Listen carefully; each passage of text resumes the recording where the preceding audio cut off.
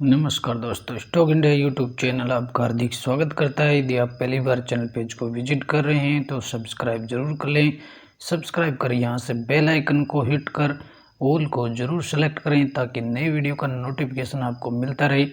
और मित्रों, आज चैनल पे दो महत्वपूर्ण वीडियो अपलोड हो गए हैं। रियल स्टॉक्स ने रच दिया इतिहास और MCI का फैसला बाजार को पलटा। तो ये दोनों वीडियो आप चाहें तो इनको कवर कर सकते हैं। दोनों का लिंक आपको नीचे डिस्क्रिप्शन बॉक्स में मिल जाएगा, या फिर आप चाहें तो इसे चैनल पेज पर जाकर कवर कर सकते हैं। और मित्रों, आ गए हम सबसे पहले नॉर्मल स्क्रीन पर, और इस वीडियो में हम चर्चा करने वाले बहुत ही महत्वपूर्ण टॉपिक पर, और टॉपिक बहुत ही महत्वपूर्ण है। साथ ही हम चर्चा करेंगे Q4 रिजल्ट्स की। कौन से स्टॉक्स हैं सोमवार को रिजल्ट के चलते क्रैश होने वाले हैं, और कौन से स्टॉक्स में दमदार रैली देखने को मिलेगी। तो वीडियो के अंत तक जरूर बने रहिए, और काफ़ी स्टॉक्स पर इसमें चर्चा होगी। सबसे पहले ताज़ा से तरोताज़ा और गर्मा गर्म जो एक्शन देखने को मिला है वो आप बात करेंगे अपन मनप्पुरम फाइनेंस लिमिटेड। और मनप्पुरम फाइनेंस जो लिमिटेड है वो नॉन बैंकिंग NBFC जो कंपनी है, और ये देश की टॉप 20 कंपनियों में से एक है। गोल्ड पर फाइनेंस करने वाली कंपनी है, और आज इनके जो MD और CEO है उनकी चर्चा करेंगे। और आज इसका जो स्टॉक्स है, मनप्पुरम फाइनेंस का जो स्टॉक्स है, करीबन 11% क्रैश होते देखने को मिला, और पिछले 2 दिन से इसमें लोअर सर्किट लगते हुए देखने को मिल रहे हैं। तो क्या है पूरी खबर जानने के लिए वीडियो को जरूर देखें। और पिछले 5 दिनों की बात करें तो पिछले 5 दिन में स्टॉक्स है वो 17% क्रैश हो चुका है। और मित्रों, खबर है ED की तरफ से, और ED मतलब प्रवर्तन निदेशालय, भारत सरकार की भ्रष्टाचार विरोधी एक एजेंसी। और ये एजेंसी जो है मनी लॉन्ड्रिंग के केस और धोखाधड़ी से संबंधित वित्तीय अनियमितता से संबंधित मामलों पर कार्रवाई करती है। और आज इसने कार्रवाई की है मनी लॉन्ड्रिंग केस के मामले में। और आज ED ने जो मनप्पुरम फाइनेंस के जो ED के MD हैं और CEO जो हैं उनके मामले में उन पर आज रेड डाली गई है। और इस रेड ये पिछले 2 दिन से ED की कार्रवाई चल रही है, और इस ED की कार्रवाई के चलते आज मनप्पुरम फाइनेंस का जो स्टॉक्स है वो क्रैश होते हुए देखने को मिला। और इस कार्रवाई है वो ED की तरफ से, और जो मनी लॉन्ड्रिंग के मामले में ये कार्रवाई की गई है। और ED की जो इस रेड के बाद से स्टॉक्स पर लगातार 2 दिन से वो क्रैश होते हुए देखने को मिल रहे हैं।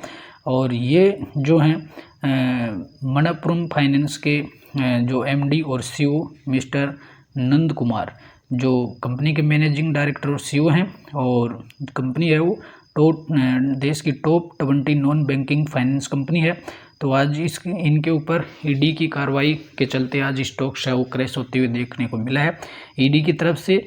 और ये जो मनी लॉन्ड्रिंग के मामले में इन पर कार्रवाई हुई है, और इस कार्रवाई में ED ने 143 करोड़ की जो संपत्ति है इनकी उसको जब्त कर ली है।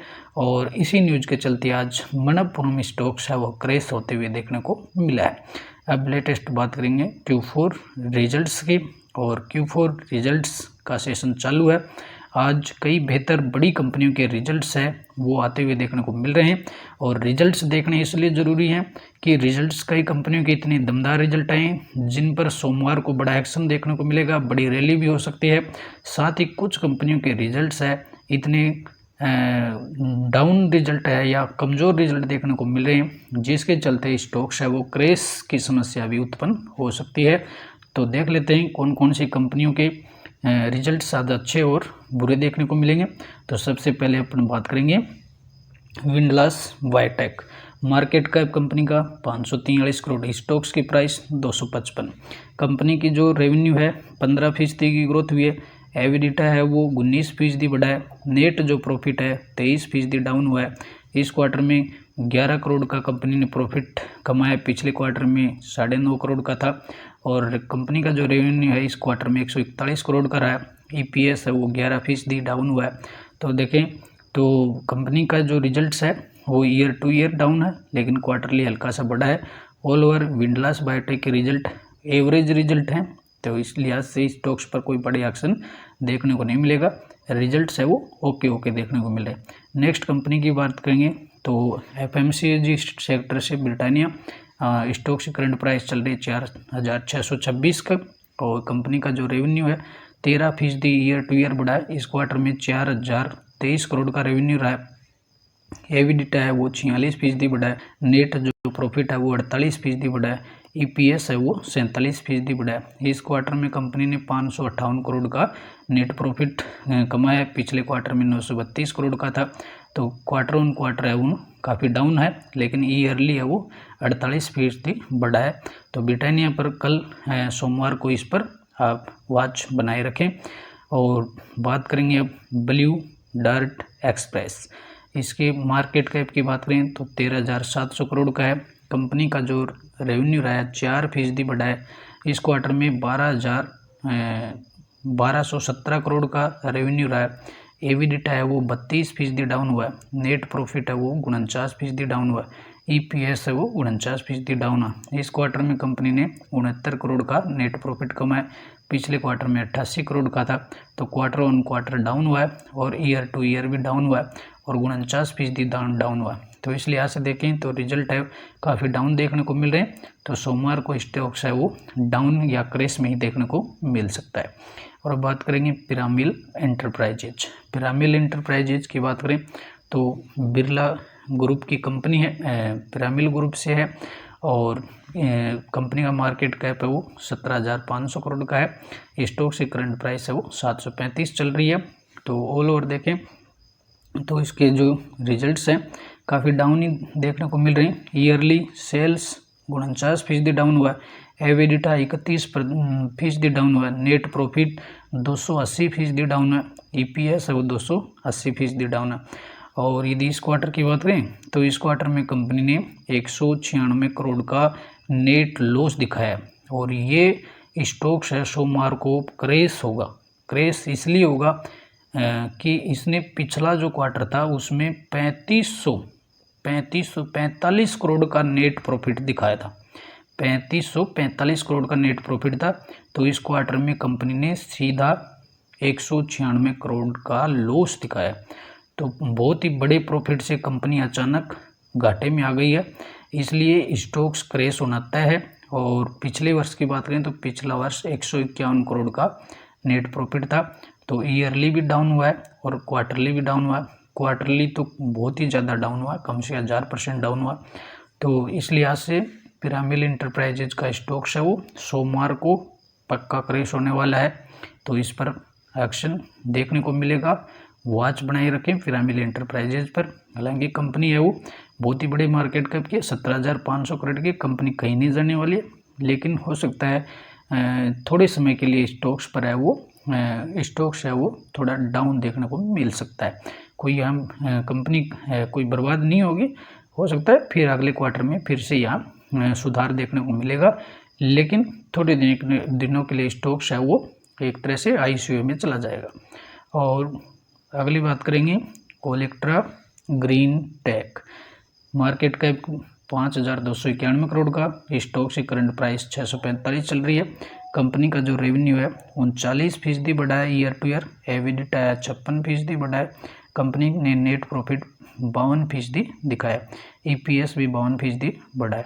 इस क्वार्टर में 27.5 करोड़ का प्रॉफिट दिखाया। पिछले क्वार्टर में 15 करोड़ का था और पिछले वर्ष 17 करोड़ का था। तो नेट प्रॉफिट है वो ईयर टू ईयर भी बढ़ा है और क्वार्टरली भी बढ़ा है। तो यहाँ कोलेक्ट्रा ग्रीन टेक के रिजल्ट अच्छे देखने को मिल रहे हैं। और कंपनी का जो रेवेन्यू है इस क्वार्टर में 376 करोड़ का रहा है। पिछले क्वार्टर में 256 करोड़ का था। ऑल ओवर रिजल्ट्स की बात करें, रिजल्ट बहुत ही ओके हैं और यहाँ सोमवार को आपको तेज़ी देखने को मिल सकती है। अगली कंपनी की बात करेंगे फार्मा सेक्टर से एलेम्बिक फार्मा। मार्केट कैप है वो 10,900 करोड़ का है। स्टॉक से करंट प्राइस 555 चल रही है। कंपनी का जो रेवेन्यू है मात्र 1% डाउन हुआ है। इस क्वार्टर में 1400 करोड़ का रेवेन्यू रहा है। पिछले क्वार्टर में 1500 करोड़ का था और पिछले वर्ष 1400 करोड़ का। तो लमसम देखिए ईयर टू ईयर भी बराबर ही मान रहे हैं इसको, लगभग 1% कम हुआ। और क्वार्टरली है वो इसमें करीबन 100 करोड़ डाउन हुआ, लेकिन कंपनी ने प्रॉफिट अच्छा कमाया, खर्चों पर लगाम लगाया, इसलिए ऐसे कंपनी के नेट प्रॉफिट अच्छा हुआ।